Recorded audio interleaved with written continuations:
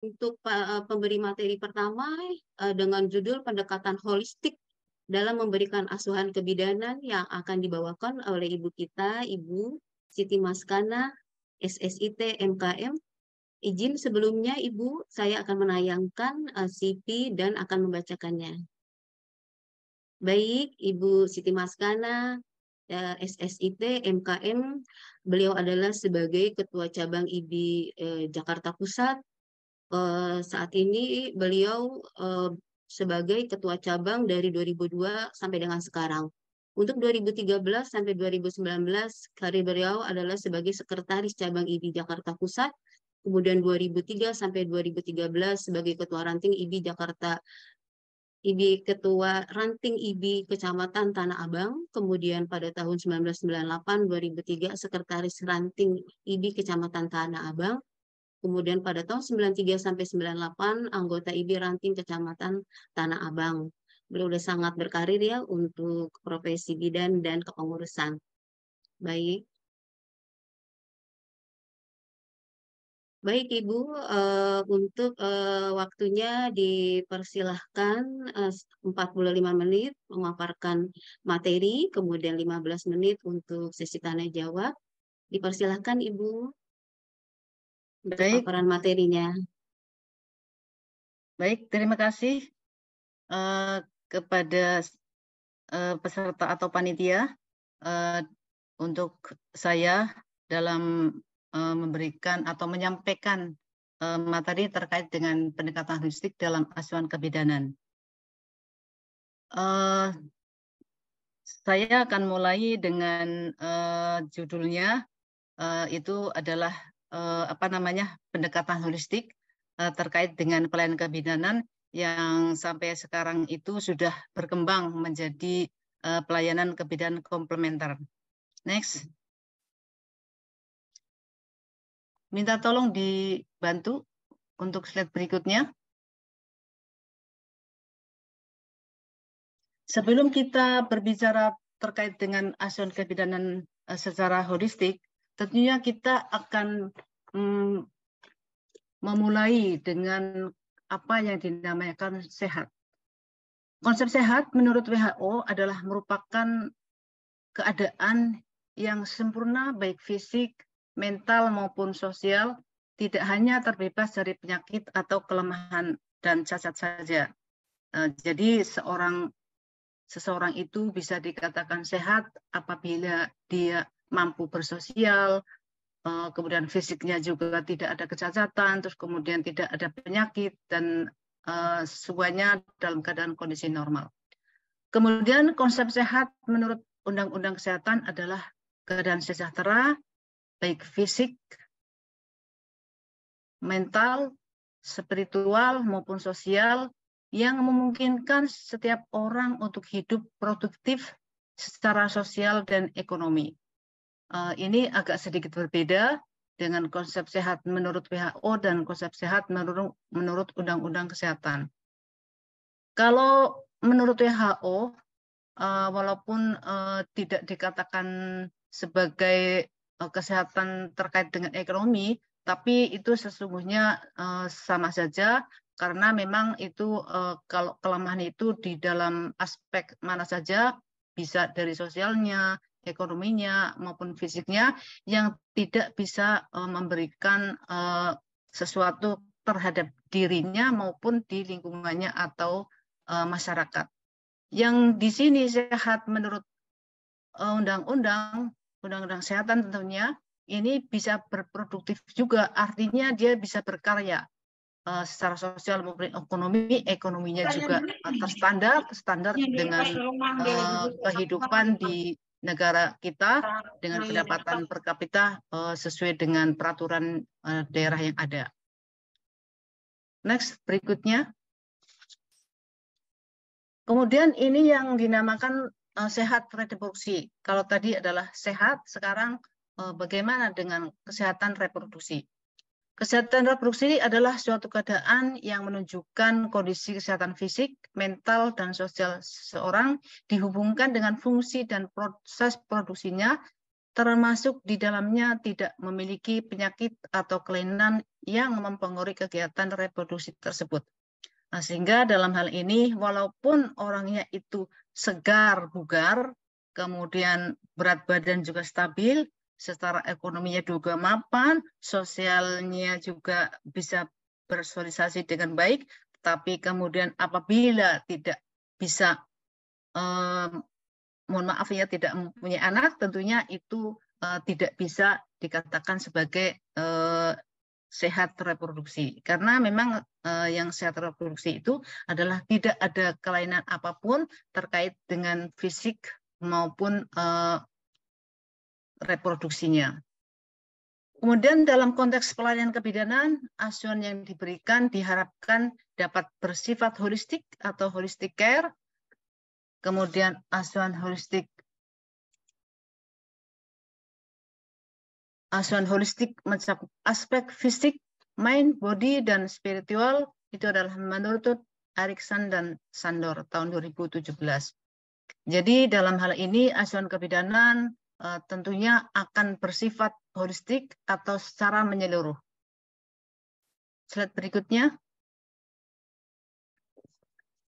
Kemudian dari kata holistik itu berasal dari holisme, merupakan asal kata dari Yunani yang mempunyai arti semua, secara keseluruhan, kemudian totalitas. Kemudian holistik, kalau dalam bahasa Inggrisnya, holy adalah sesuatu mengenai ketuhanan, yang kita dikatakan Tuhan itu adalah tentunya suci, kemudian keramat, sakral, dan woli berarti menyeluruh atau totalitas.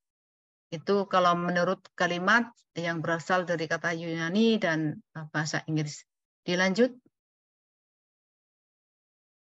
Menurut Kamus Besar Bahasa Indonesia, perbedaan holistik dan parsial, holistik adalah yang berhubungan dengan sistem secara keseluruhan sebagai suatu kesatuan lebih daripada sekedar kumpulan atau bagian. Kemudian parsial adalah berhubungan atau merupakan bagian dari keseluruhan itu tersebut. Jadi kalau secara holistik tentunya asuhan kebidanan itu secara menyeluruh, bukan berdiri sendiri atau secara parsial.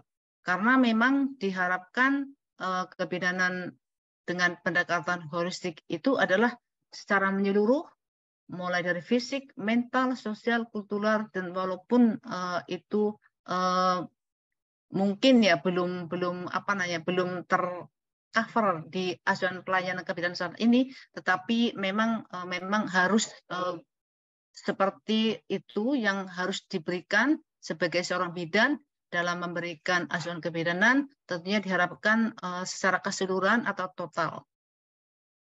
Slide berikutnya. Pendekatan holistik merupakan pendekatan yang paling komprehensif dalam pelayanan kesehatan, termasuk kebidanan. Dalam pendekatan ini, seorang individu merupakan sebuah kesatuan yang terdiri dari dimensi fisik, mental, emosional, sosial kultural, dan spiritual, dan setiap bagiannya memiliki hubungan dan ketergantungan satu sama lain. Kemudian untuk mempertahankan seorang individu sebagai satu kesatuan, pemenuhan kebutuhan spiritual merupakan salah satu aspek yang harus diperhatikan di samping pemenuhan terhadap kebutuhan-kebutuhan yang lain. Selanjut. Kemudian untuk upaya pendekatan holistik ini adalah memandang kehamilan, persalinan, dan nifas sebagai bagian penting dalam kehidupan perempuan dan merupakan proses yang fisiologis. Karena memang perempuan itu sudah menjadi kodrat ya. Selama ini memang seperti itu. Karena memang perempuan itu wajib sepertinya untuk orang timuran di saat ini ya, memang sebagai pasangan suami istri itu tentunya akan mendambakan atau menginginkan keturunan ya. Banyak juga orang bercerai gara-gara tidak mempunyai anak ya, seperti itu.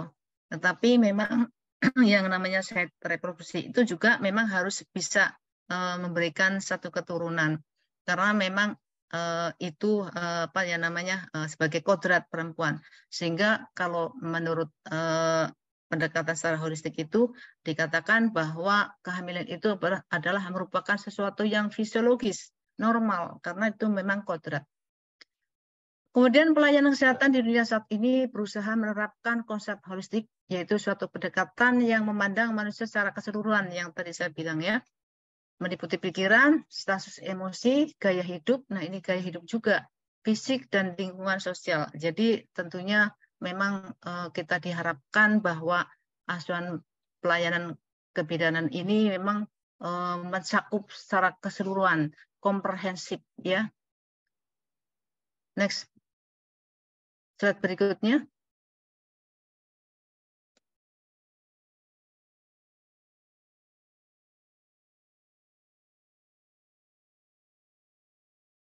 Kemudian holistik bermakna memandang sesuatu secara utuh dan menyeluruh, tidak parsial atau terpisah-pisah. Karena memang holistik terkait dengan nilai-nilai yang dijadikan acuan bermakna komprehensif yang tadi saya bilang ya, terkait dengan aspek-aspek yang saling selaras dan sinergi satu sama lain. Pendekatan komprehensif ini, pendekatan holistik ini adalah dikatakan sebagai pendekatan komprehensif, diharapkan dapat memberikan pemecahan masalah yang relatif lebih tuntas dibanding dengan pendekatan tunggal.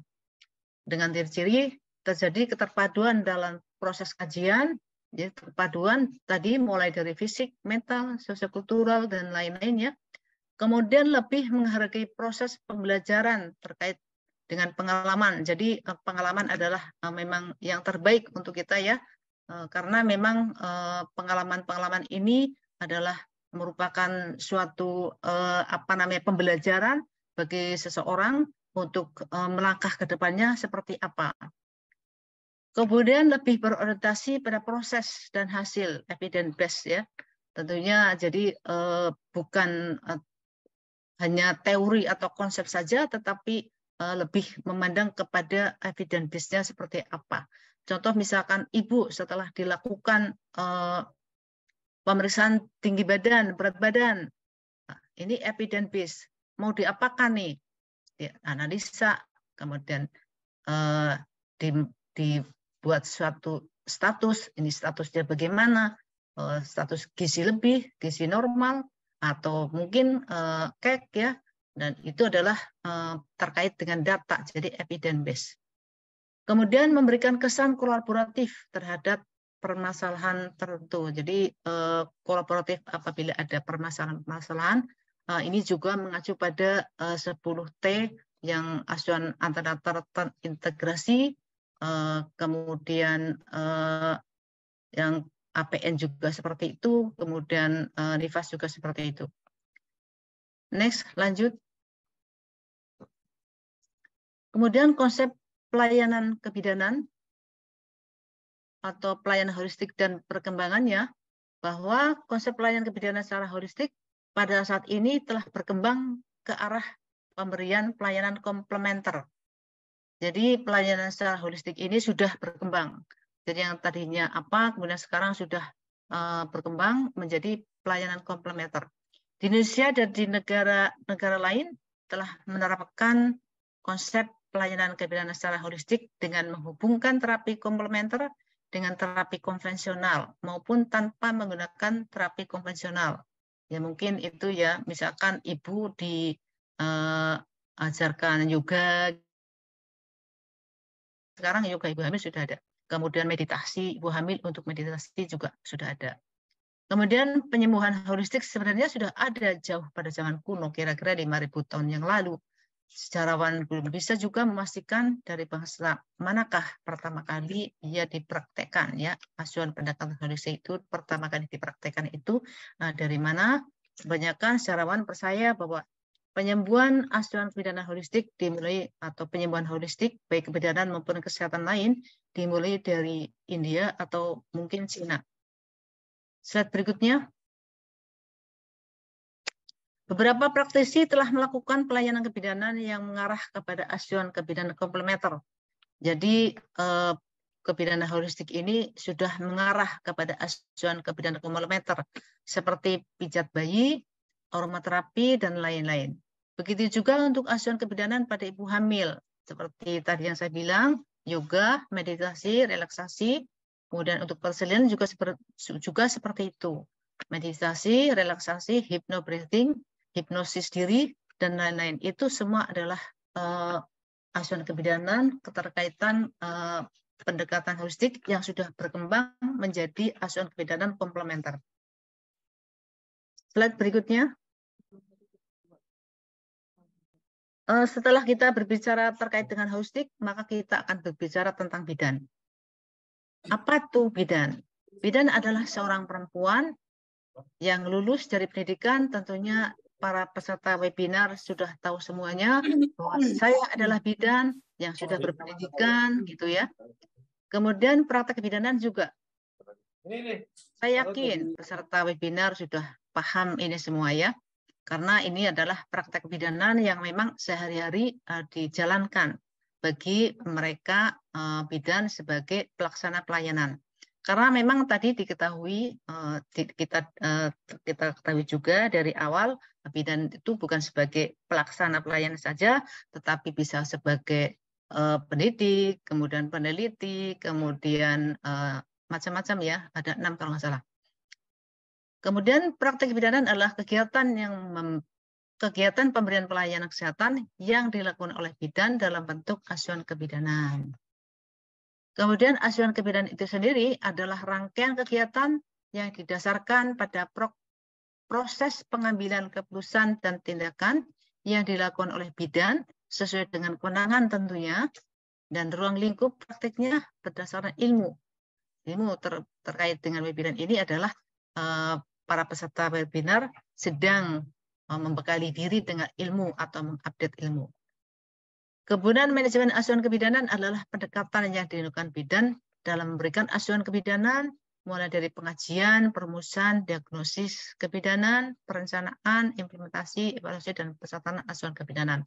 Ini adalah keterkaitan dengan manajemen kebidanan atau dengan yang dikenal kita adalah pencatatan dan pelaporan. Slide berikutnya.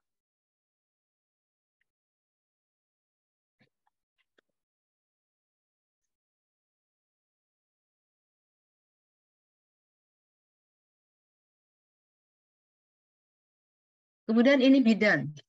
Bidan mempunyai tugas, kewenangan. Jadi bidan itu mempunyai kewenangan.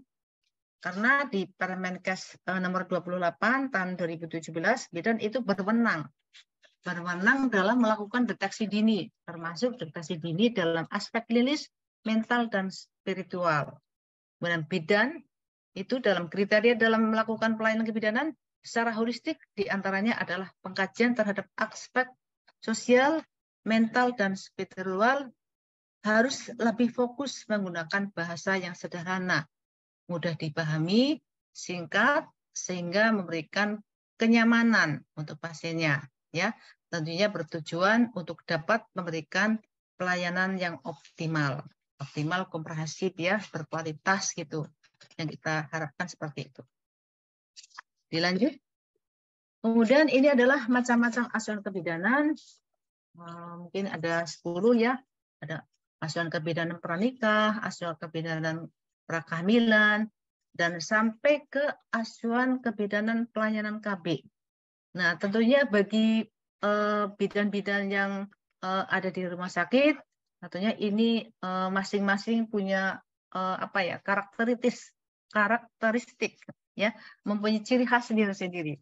Kalau kebidanan di komunitas seperti puskesmas, kemudian bidan yang di TPMB atau tempat praktek mandiri bidan, tentunya hal ini sudah tidak asing lagi dalam pelayanan kebidanan, kemudian pelayan interval antara masa kehamilan itu sudah mereka lakukan. Kemudian yang di puskesmas juga ada yang namanya asuhan kebidanan pranikah, kemudian prakehamilan. Pranikah itu ada di Polisatan ya kalau di puskesmas. Kemudian prakehamilan, kemudian selama kehamilan ini udah pasti ada ya. Kalau untuk di bidan-bidan tentunya kalau di lain tempat tentunya mempunyai karakter sendiri-sendiri terkait dengan pelayanan kebidanan. Next, atau slide berikutnya.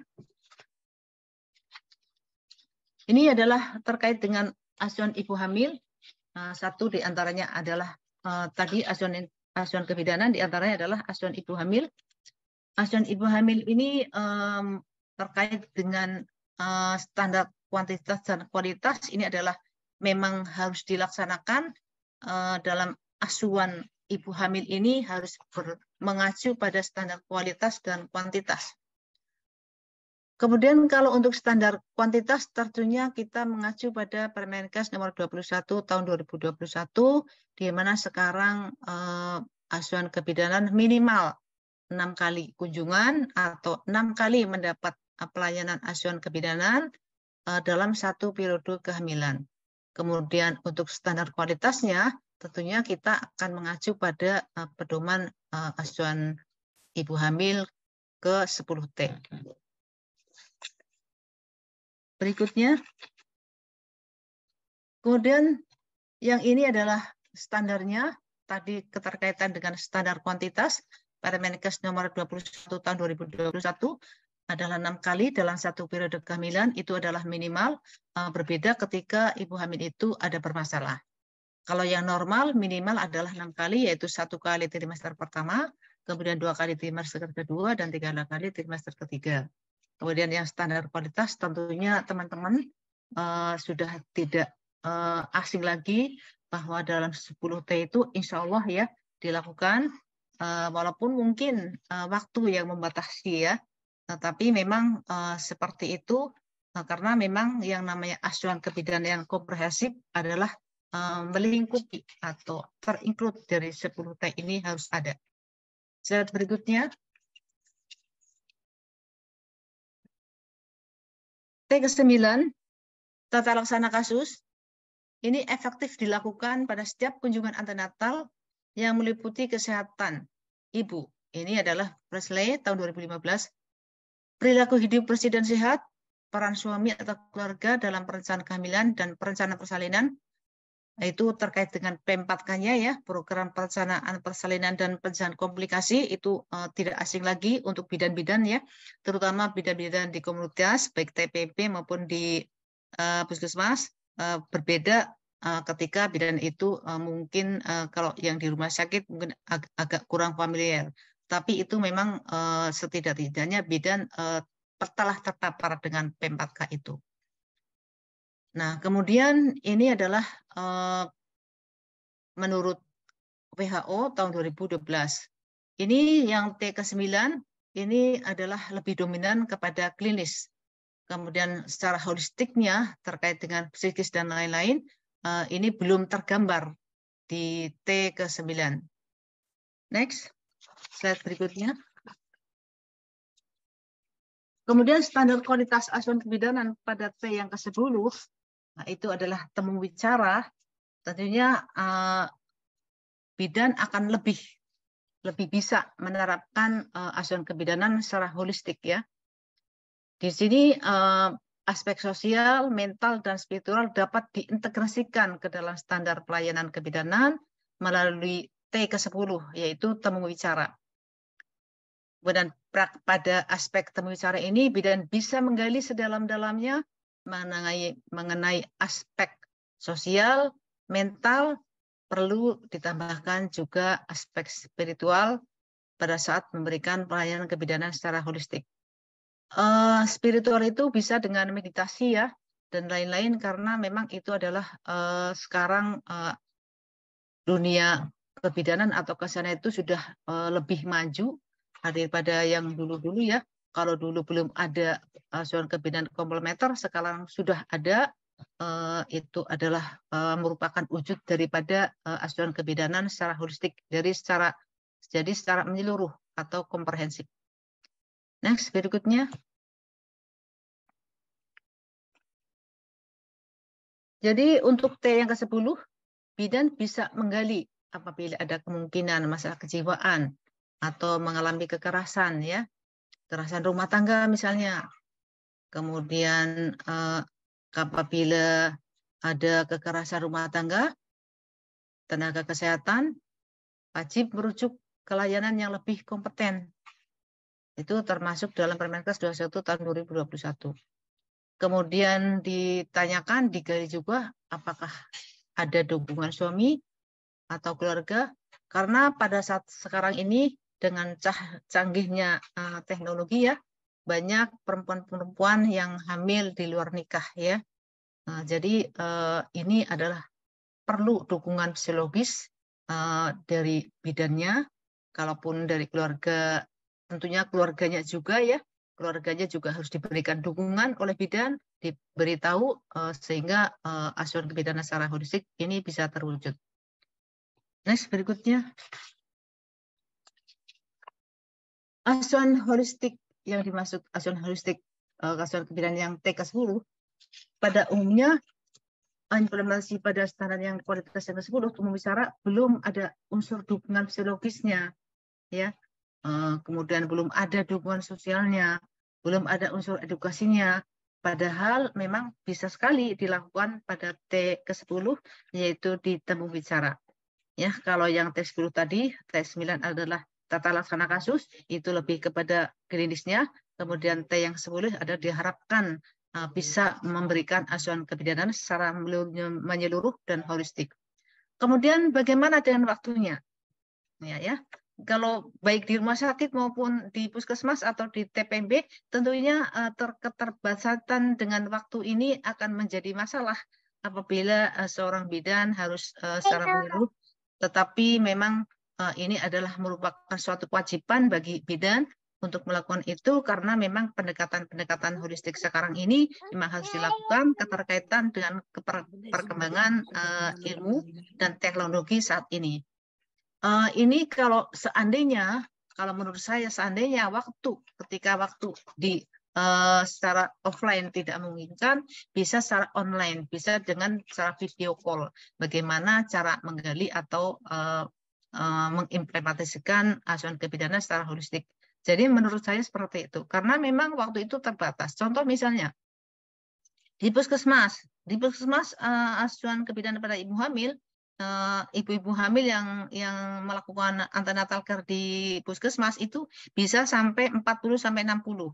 Sementara bidannya kadang-kadang 1 atau 2. Bahkan kalau satunya rapat ya, saya tahu sendiri ya, tinggal 1 orang. Bagaimana mau menerapkan asuhan kebidanan secara komprehensif pada ibu hamil? Tentunya ini sangat sulit. Dan menurut saya jalan keluarnya adalah dengan video call ya, ditambah waktu gitu ya.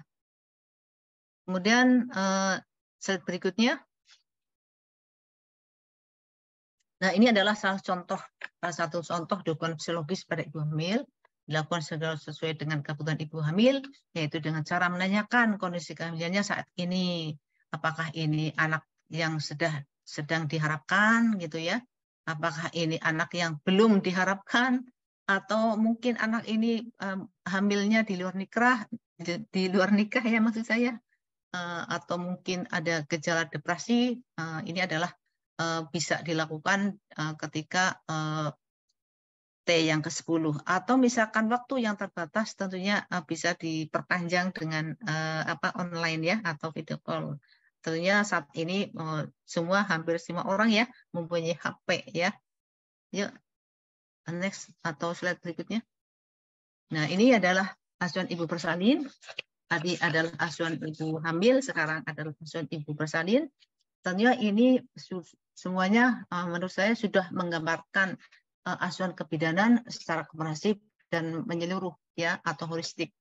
Nah, diantaranya adalah beri dukungan ya kan, kemudian biarkan ibu berganti posisi, kemudian dukungan psikologis, dan ada lagi tambahan yang nantinya adalah ada kebidanan komplementer, yaitu untuk menghilangkan rasa sakit seperti apa, relaksasi, meditasi, dan lain-lain. Itu adalah perkembangan daripada ilmu kebidanan dengan pendekatan holistik. Slide berikutnya. Nah, ini adalah persalinan, di mana kalau kala 2, kalau kala 1 itu adalah menunggu ya, kemudian kala 2 dan 3 serta 4 ini tergabung dalam 60 langkah APN. Tentunya persalinan ini diharapkan di fasilitas kesehatan dengan tenaga yang kompeten dengan pendekatan yang holistik, baik mulai dari kala 1, kala 2, kala 3, dan kala 4. Slide berikutnya. Nah, ini adalah dalam bentuk acuan APN ya, kala 1 sampai kala 4. Tentunya kita menggunakan alat yang namanya partograf. Kemudian asuhan kebidanan holistik komplementer ini yang tadi saya bilang, yang bisa mengatasi ketidaknyamanan, meningkatkan kesejahteraan, meningkatkan kesehatan, itu menurut literatur yang saya baca bahwa asuhan holistik ini bisa merubah atau bisa merubah ya, bisa merubah yang tadinya misalnya anak pertama ini seksio, untuk anak kedua bisa dilakukan secara normal, tentunya dengan pendekatan-pendekatan atau dengan ilmu dan teori yang sudah ditentukan. Jadi vaginal birth after cesar ini bisa dilakukan apabila dari awal mula ya dilakukan asuhan kebidanan secara holistik. Kemudian tentunya tidak ya. Izin Ibu, waktunya 5 menit lagi. Oke. Untuk materi, makasih. Ya, terima kasih. Kemudian tentunya tidak kalah pentingnya dari asuhan kebidanan pada persalinan adalah 5 aspek persalinan bersih dan aman, yaitu keputusan klinik, asuhan sayang ibu dan bayi, pencegahan infeksi, pencatatan dan rujukan. Tentunya kemudian ada yang namanya IMD. Lanjut. Prinsip APN membuat perempuan yang nyaman, kemudian memfasilitasi perempuan melahirkan dan posisi sesuai dengan keinginan, kemudian meyakini kepala janin bisa menyesuaikan dengan pelvik, dan ini bisa nanti dibaca ya, nanti materinya sudah saya kirim, bisa diberikan nanti kepada para peserta webinar. Yang paling penting adalah mendampingi perempuan dalam persalinan membutuhkan kesabaran dan kerja yang keras ya. Slide selanjutnya. Kemudian ini adalah masa nifas dimulai dari lahirnya plasenta sampai 6 minggu. Diharapkan bahwa pada masa nifas ini ada minimal 4 kali kunjungan, yaitu 6 jam sampai 2 hari setelah persalinan, sampai yang keempatnya adalah 29 hari sampai 42 hari setelah persalinan. Ini juga ada di Permenkes nomor 21 tahun 2021. Slide berikutnya, kita cepat. Nah, kemudian perubahan fisiologis nifas ini adalah perlu banget diperhatikan secara komprehensif atau holistik, karena menurut Reva Rubin tahun 1991 ada perubahan psikologis. Yang pertama adalah fase tracking in, ini adalah hari pertama sampai hari kedua. Kemudian fase taking out, ini berlangsung antara 3 sampai 10 hari. Kemudian fase letting go, ini berlangsung setelah 10 hari. Perlu asuhan kebidanan yang holistik, karena apabila gagal nanti akan terjadi yang namanya postpartum blues. Lanjut.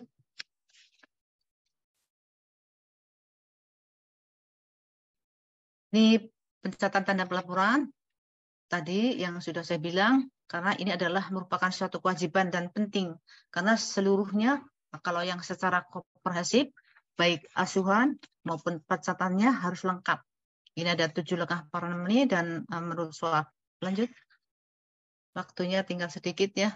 Kalau untuk 7 langkah parlemeni adalah merupakan satu alur pikir. Langkah pertama adalah pengumpulan data ya. Langkah kedua, ketiga, dan keempat ini, kalau yang kedua adalah interpretasi data dasar. Itu adalah terkait dengan diagnosanya apa. Tapi kalau kemudian untuk langkah ketiga adalah potensial atau masalah potensial. Kemudian kebutuhan segera apa. Kemudian langkah keempat adalah perencanaan, kemudian langkah 6 adalah pelaksanaan perencanaan tadi, kemudian yang langkah ke-7 adalah evaluasi dari pelaksanaan asuhan kebidanan. Yuk lanjut, next. Kita cepat aja, sudah mau habis. Nah, ini pencatatan dan pelaporan kebidanan dengan pendekatan SWOT ya. Itu tadi terkait dengan manajemen asuhan kebidanan. Ini semuanya para peserta webinar tentunya sudah paham banget terkait dengan SWOT ini, tapi ini berlaku untuk semua asuransi kebidanan. Supaya asuransi kebidanan itu baik ANC untuk 10T-nya, kemudian INC 60 langkahnya, kemudian NIFAS itu supaya bisa komprehensif. Kemudian hasil asuransi kebidanan didokumentasikan dalam metode SWOT ini adalah bertujuan untuk semuanya itu karena memang SWOT ini lebih sederhana, sistematis, memuat kemajuan informasi dan sebagai intisari dari manajemen kebidanan. Lanjut, next. Sebagai penutup, bahwa asuransi kebidanan bersifat komprehensif, tadi yang saya bilang, meminimalis intervensi, mencakup lingkungan, kondisi fisiologis, ya, kemudian orientasi pada manusia sehat, mengikuti proses alamiah, holistic approach, ya, biososial kultural, yang sudah berkembang menjadi asuransi kebidanan komplementer, kemudian orientasi sehat, saling mempengaruhi, kemudian adanya partisipasi ibu dalam interaksinya dengan bidan pada tingkat individu maupun tingkat masyarakat. Selanjutnya, mungkin itu yang bisa saya sampaikan dalam pemaparan materi ini. Terima kasih. Saya kembalikan kepada moderator. Baik, Ibu, terima kasih atas paparan materinya yang luar biasa. Saya juga baru belajar juga nih yang untuk holistik, luar biasa. Artinya ini menyeluruh untuk keseluruhan, ternyata dari awal perlu sehat dan pemeriksaan kehamilannya juga menjadi concern banget. Baik, terima kasih Ibu. Untuk sesi berikutnya adalah sesi tanya jawab. Diharapkan para peserta aktif dalam memberikan pertanyaan. Nanti bisa melalui kolom chat, raise hand boleh, atau langsung menanyakan kepada Ibu. Dipersilahkan, rekan-rekan bidan sekalian.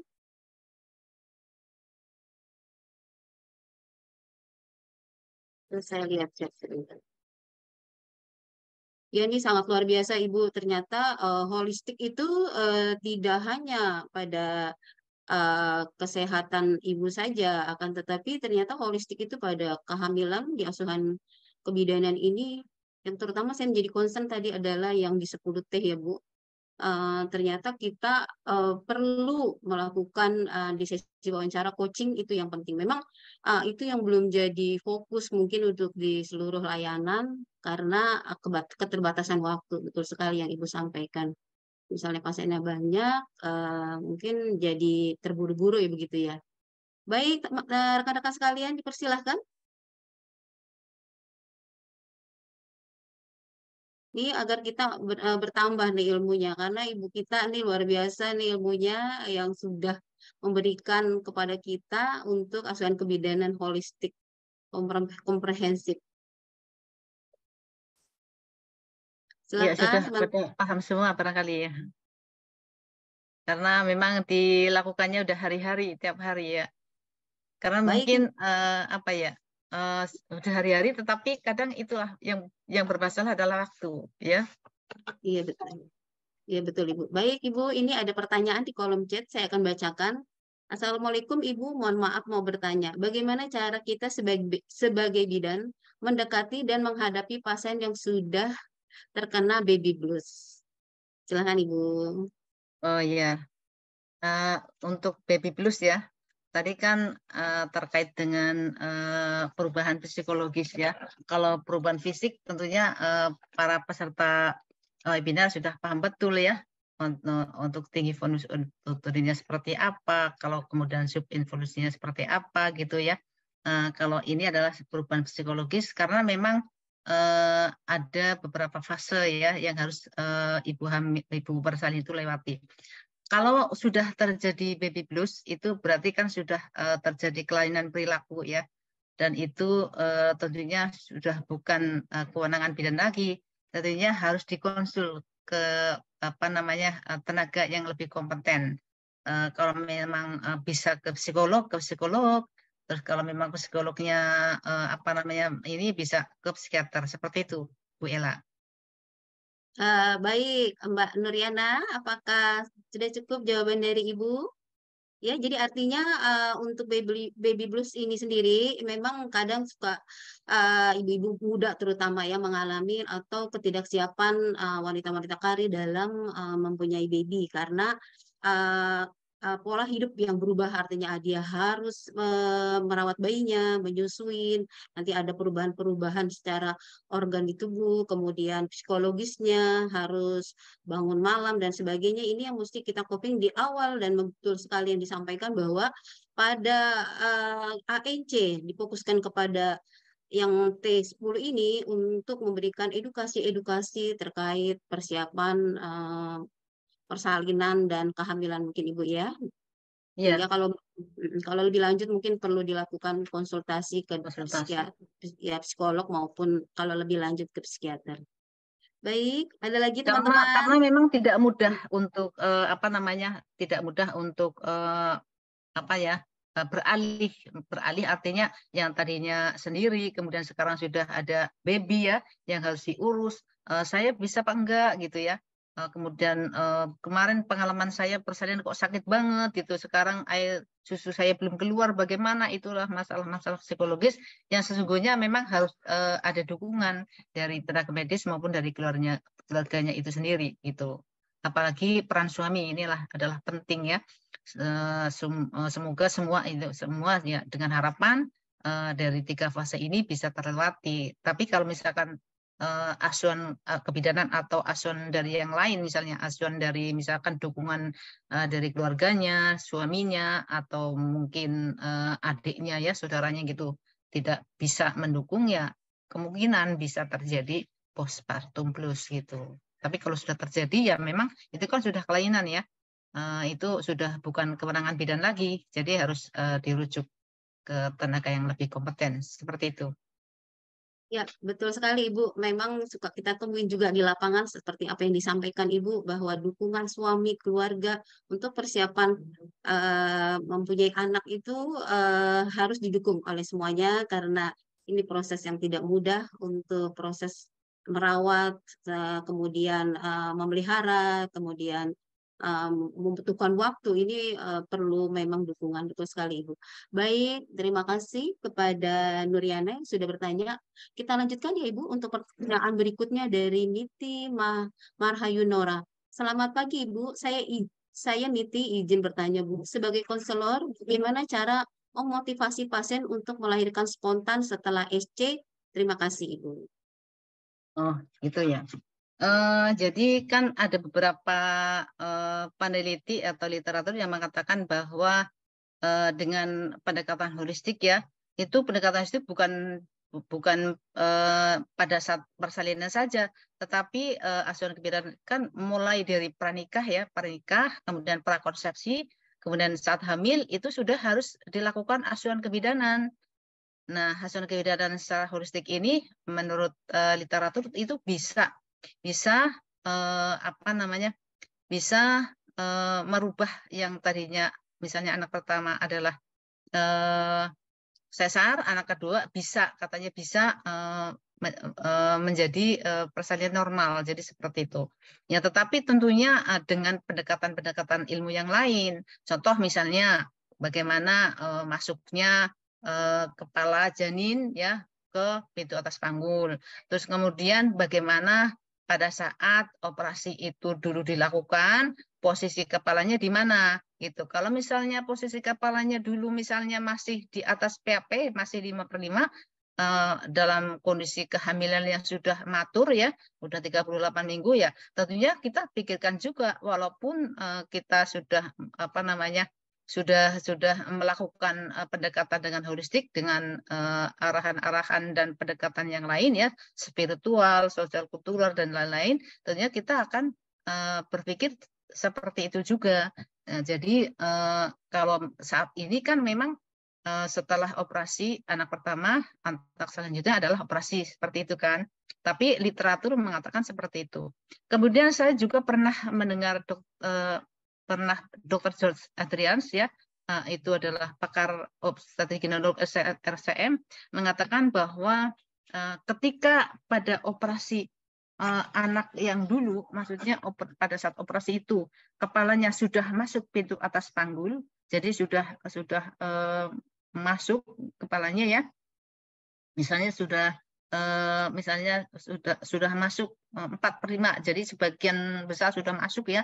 Ketika dioperasi malah ditarik kepalanya dari bawah gitu kan ya.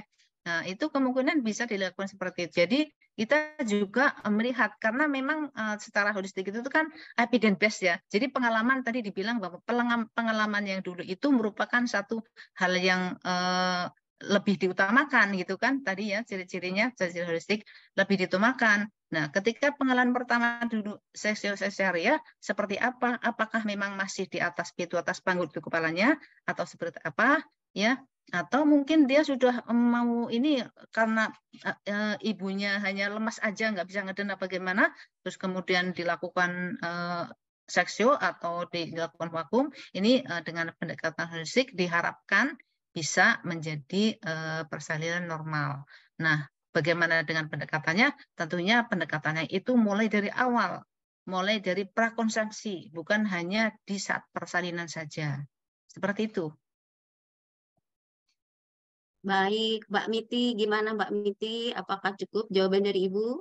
Mungkin sedikit saya menambahkan ya Bu, artinya untuk persalinan spontan setelah SC ini mesti kita pertimbangkan dan perlu kita konsulkan ke dokter kandungan apabila Betul, memungkinkan untuk bersalin dengan jarak waktu yang memang akan dipertimbangkan dan kemudian apakah kecocokan antara panggul itu pastinya menjadi bahan pertimbangan betul, untuk dokter kandungan ya Bu. Tetapi kita betul. tetap memberikan edukasi yang paling baik sehingga tidak mematahkan semangat pasien misalnya jaraknya sudah 10 tahun. Apakah memang memungkinkan? Boleh jadi kita diskusikan ya Ibu untuk Betul, betul. pertimbangkan persalinan pasca sesar. Baik Ibu Apalagi ini kalau misalkan dalam 10 hmm, tahun ini anak yang iya sangat diharapkan gitu ya, iya itu iya pertimbangan yang harus diingat gitu. Maksudnya harus dipertimbangkan banget gitu. Oh ini jangan langsung kemudian, resiko ya oh ya Bu. ini apa normal aja nggak apa-apa ya, Iya jangan seperti itu juga gitu ya. iya betul Ibu. Banyak Baik Ibu. pertimbangan. Iya. Baik Ibu, artinya kita banyak pertimbangkan ya, meskipun kita juga memberikan edukasi, pengertian kepada Ibu. Baik Ibu, ini ada pertanyaan berikutnya dari Bidan EN Reni Hastuti dari Rumah Sakit Bunda Margonda. Assalamualaikum Ibu, mohon maaf, mau bertanya, bagaimana sikap kita sebagai seorang bidan menghadapi masalah dengan ibu hamil yang perantau? Kadang, kadang mau pemeriksaan kehamilan aware terhadap diri sendiri agar standar ANC terpenuhi selain pendekatan oleh kader setempat. Terima kasih Ibu. Artinya ini mungkin yang ditanyakan terkait ini Bu, apa dukungan gitu. Silakan Ibu. Ini gimana Bu Ella tadi pertanyaannya panjang banget. Menghadapi masalah dengan ibu ya ini banyak banget susah diiniin. Menghadapi masalah dengan ibu hamil yang perantau, terkadang melakukan pemeriksaan sendiri harus aware terhadap diri sendiri agar standar ANC-nya terpenuhi. Gitu Bu. Artinya Oh ini dia iya. perantau. Ya, dia Oh kemudian iya. ANC-nya agar sesuai gitu standar asuhan kebidanannya. Bagaimana melakukan pendekatan kita sebagai seorang bidan di dalam memberikan edukasi. Demikian Ibu. Oh iya. Jadi ini apa namanya ibu hamil perantau ya. Ini di rumah apa maksudnya mungkin ngontrak atau suaminya yang pekerja keras gitu barangkali ya. Jadi ini memang inilah salah satu keutamaan atau apa ya keutamaan untuk asuhan pelayanan dengan pendekatan holistik ya.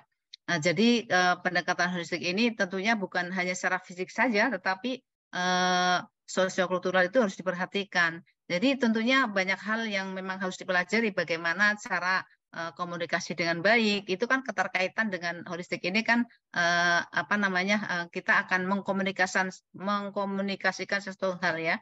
Jadi memang harus belajar terkait bagaimana mengkomunikasikan dengan baik bagaimana, terus kemudian cara kita berkomunikasi seperti apa, kemudian kalimat-kalimat yang harus terlontar seperti apa, itu kan tadi yang membuat atau mengajukan pertanyaan dengan kalimat yang sederhana, kemudian mudah dipahami, kemudian tidak menyentuh perasaan pasiennya itu ya kan, menggunakan kalimat-kalimat yang sederhana itu tadi.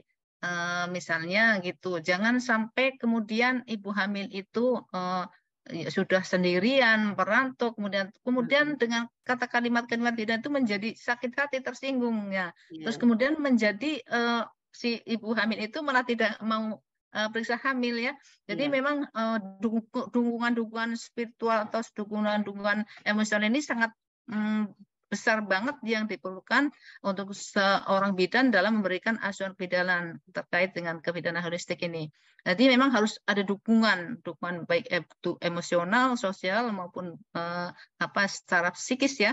Itu memang harus memberikan dukungan penuh gitu ya dengan ibu hamil yang kondisinya seperti ini.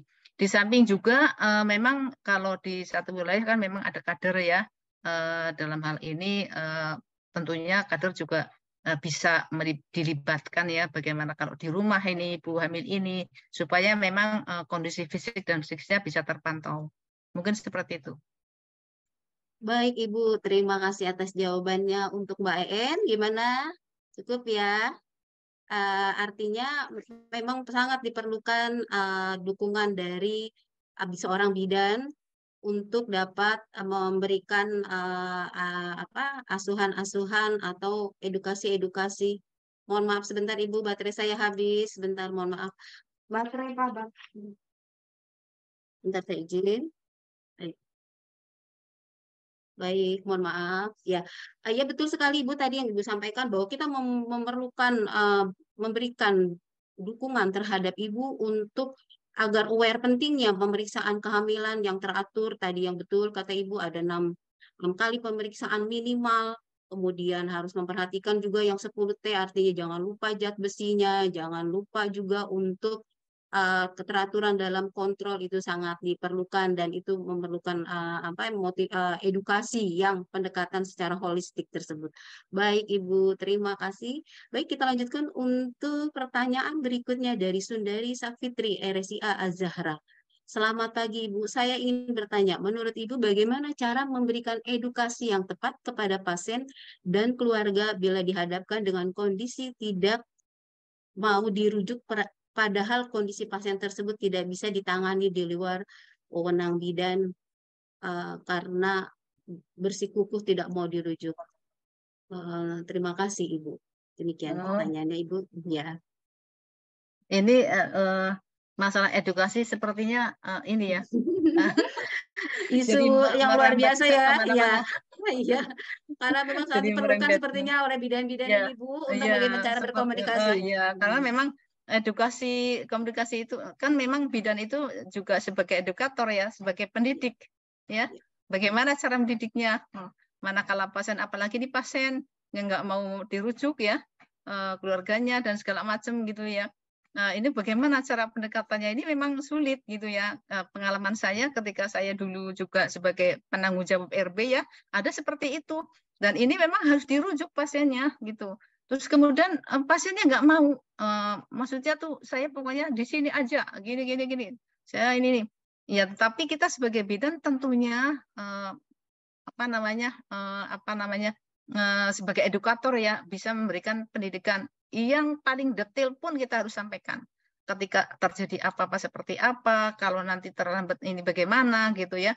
Dan tidak kalah pentingnya adalah informed consent, artinya surat pernyataan kalau memang dia dalam kondisi yang tidak mau dirujuk ya, itu harus ada surat pernyataan dari si pasiennya, kemudian tanda tangan dia, suaminya, dan ini karena memang apabila nanti kemudian tidak dirujuk terus kemudian terjadi apa-apa, kita misalnya pasiennya terus kemudian menuntut, kita sudah menang di mata hukum gitu. Kalau misalkan pasiennya menuntut, tetapi alangkah bagusnya kalau memang pasiennya itu memang harus dirujuklah, apalagi kalau rujuknya ke RSCA Bunda, ya itu lebih bagus. Iya Ibu, luar biasa. Terima kasih atas referensinya.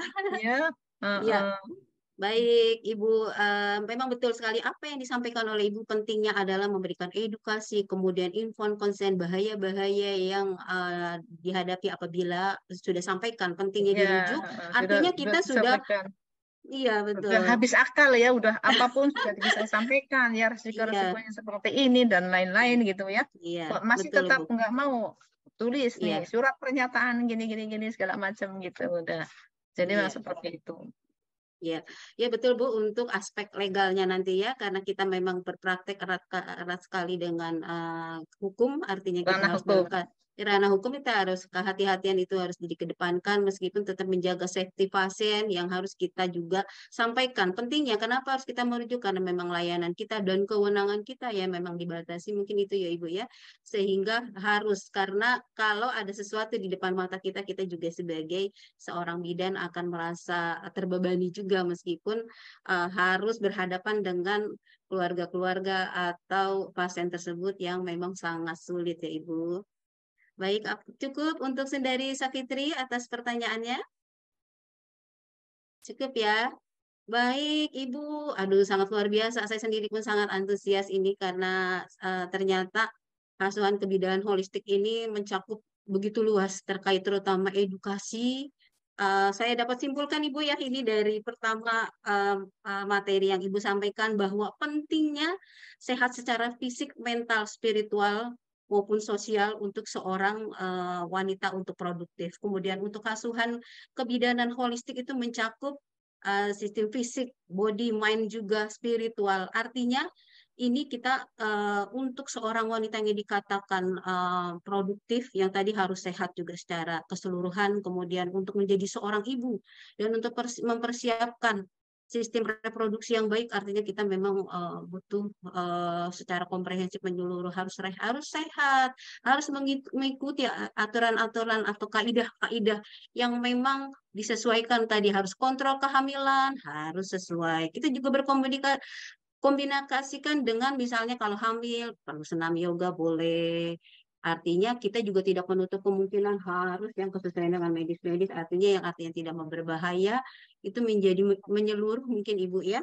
Dan kemudian untuk pemeriksaan kehamilan yang minimal 6 kali, kemudian 10T-nya itu juga menjadi penting, terutama menjadi concern kita adalah tentang 10T yang terakhir adalah temui cara dan edukasi. Mungkin itu, atau Ibu ada tambahan sebelum kita closing? Mungkin masih banyak pertanyaan, nanti bisa disampaikan by chat ya, jadi Boleh. bisa kita dijawab sama Boleh. Ibu.